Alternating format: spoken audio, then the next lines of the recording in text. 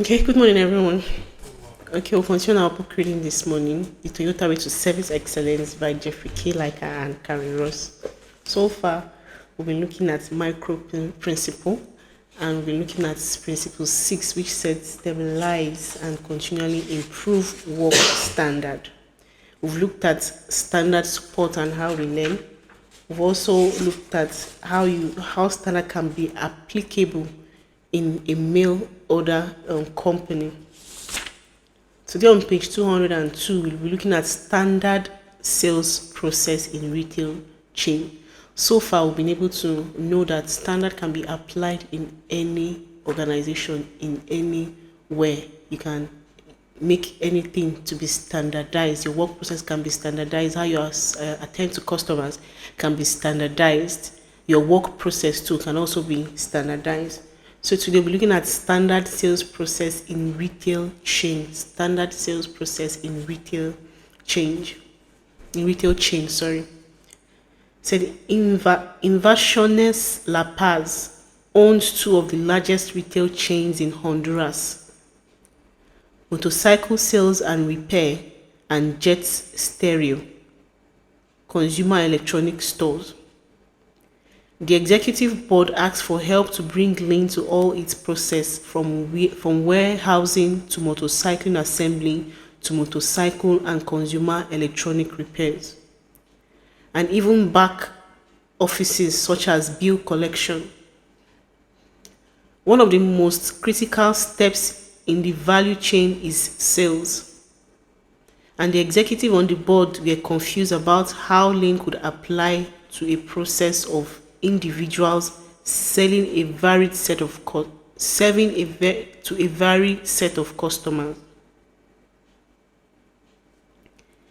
The executive had found a consulting company that coached salespeople in how to sell, including role playing, and store managers were quite rigorous about ensuring all salespeople were trained.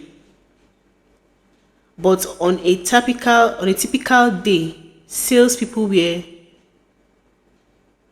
roaming around the stores on the hunt for customers to help. Since salespeople are paid on commission, they can be a bit territorial about wanting their fair share of customers and then staying with those customers to the point of sales. They also tended to cherry-pick customers they perceived were more likely to buy something, leaving other customers just standing around, waiting. One of my associates, Florencio Munoz, began working with the vice president of sales, and of course, he began by going with him to the Gemba, that is the workshop, to grasp the current condition. As usual, it was eye-opening for the sales VP, even though he had worked in the company of over a decade. The current condition was: 1. A high number of walk-in customers were not being engaged by salespeople, which led to unsatisfied customers and lost sales. 2. Unbalanced workload.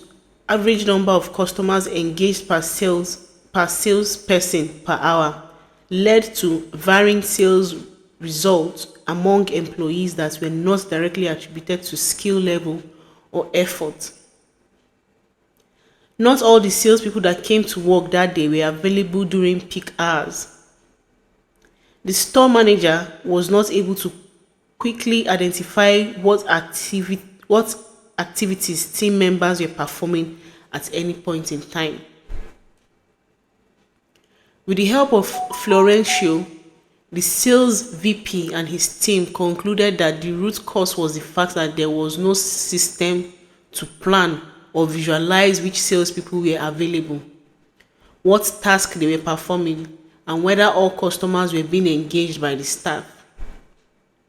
This may immediately bring to mind the need for some sort of surveillance with cameras and computers. But Florencio guided the improvement team in developing a manual visual system. First, they had to visualize what they wanted to be happening, target condition, and then plan how it would work, including visual boards to display what was happening and the standard at a point in time. What they came up with was a visual display of the activities hour by hour of a salesperson at any given time. At a glance, this showed which sales manager was in the store versus out, what training activities were scheduled since the staff did a lot of training, and who was assigned to which station in the store. Each station was a different position in the store with its own clearly defined task. A system of rotation was established for those who were on the floor. The manager wanted to make it clear who was working on what task and to identify the team member who was next up at bat. To engage the next customers entering the store. The board also needed to communicate a state of emergency on salespeople I'll take that again. The board also needed to communicate a state of emergency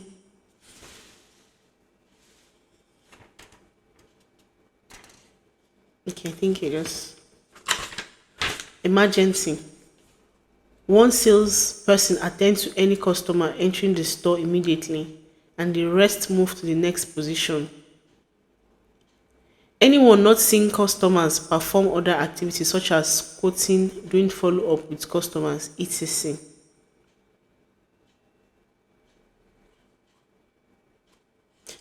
I'll take that again. The board also needed to communicate a state of emergency when the number of customers in the store exceeded the number of salespersons, so that countermeasures could be taken to avoid customers leaving the store without having been engaged. This may seem rather simple, but it was the first time the salespeople had thought through a system of any kind of split task among themselves. And certainly it was the first time it was made visual.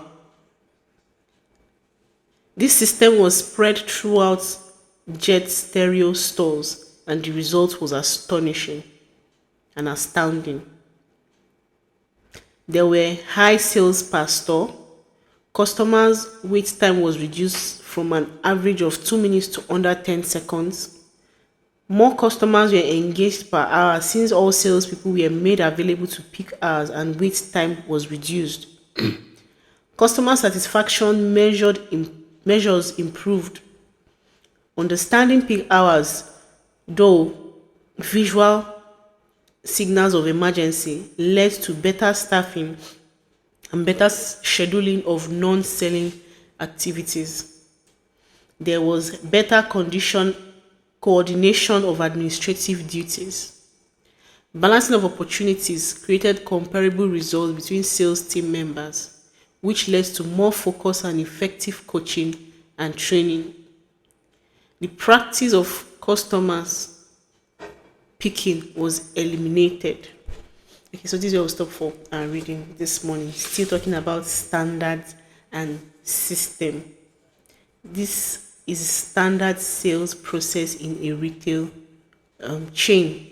With the short story it has told us, it seems that there was no proper arrangements, there was no proper list or processes there was no proper worksheet of how things are supposed to be done in this retail store. But when they applied the lean process or the lean standard, everything was now working well. Just take for an example in a supermarket where you have just a cashier, but you don't have someone to attend. There's nobody that is packaging the goods or packaging the things that the person have bought in a nylon or in a paper bag, and there's no one collecting receipt or something. The whole thing will be scattered, and the next thing you know, if you just have one person collecting only cash and doing the whole of the thing, there'll be much more time the customer will have to spend much more time on the line, waiting for this person to finish with this other person before you go to the next customer. But when standard was applied, things became very smooth. And you can see one of the current condition was that a high number of working customers were not being engaged by salespeople, which led to unsatisfied customer and loss of sales. When all sales representatives were not talking to working customers, nobody was engaging them. Most times the sales reps were not even around to talk to this working customer. There was no balanced workload. There was no time for employees to actually have a proper conversation with customers that will lead to sales. And at the end of the day, customers will leave the store unsatisfied. But when lean process was applied, what happened? There was high sales per store. Customer wait time reduced. There was more customer engagement, with sales people.